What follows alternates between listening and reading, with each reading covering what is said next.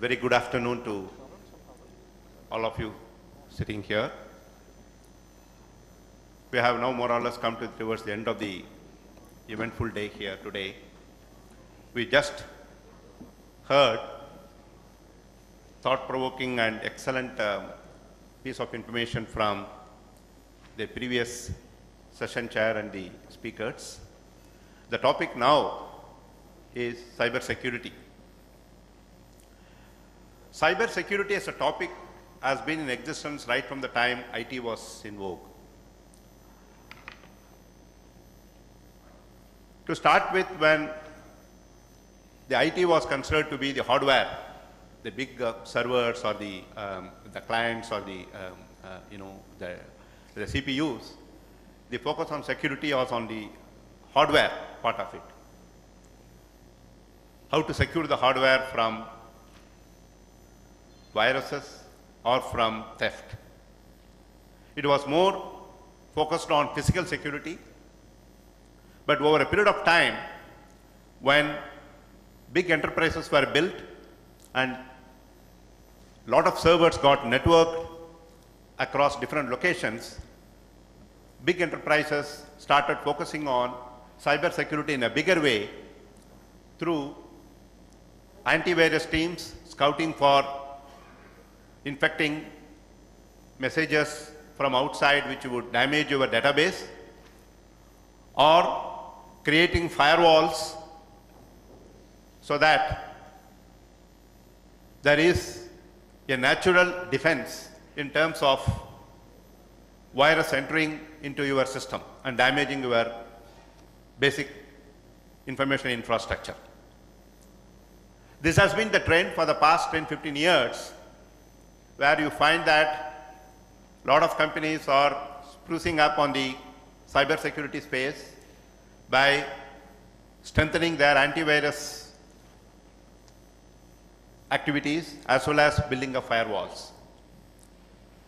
But in the next decade, or if it has not already started, the whole concept of cybersecurity is taking a new dimension. I would like to compare it to the typical warfare. If you go back in history, we study in history that Babur, the Afghan chieftain, he was not even a king at the time, with a small bunch of few horse riding warriors could defeat a well-established army of Ibrahim Lodi, and he could capture Hindustan and establish a huge Mughal empire for next 200 plus 50 years. So, to breach a security of a big enterprise, we don't require any great army of thieves or hackers. A few hackers can form a network and they can create havoc into your information system. I read an interesting piece of article a couple of weeks back in one of those business magazines that the current trend today is not cyber security, it's cyber defense. How to create a defense structure so that you are well protected beyond your antivirus activities as well as firewalls. So, on this interesting topic, we have two eminent speakers of contrasting backgrounds. We have with us Mr. Prashant Mali. He is the president of a law firm, Cyber Law Consulting. He is an advocate. He heads the proprietary firm, specializes in cyber law, financial crimes and cyber security. In fact, I was amazed that we have lawyers who practice cyber law in addition to other disciplines, but here is a person who practices it exclusively and specializing in this. He is an eminent speaker and has authored several books and various articles in leading magazines on the topic of cyber crimes and cyber law.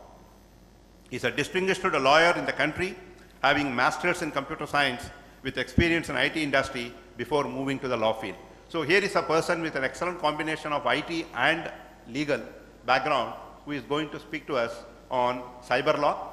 And I also came to know that he is very passionate about writing, and he has written a book on cyber law in Marathi, which is his mother tongue, but normally we don't find this kind of high-tech subjects written in vernacular languages.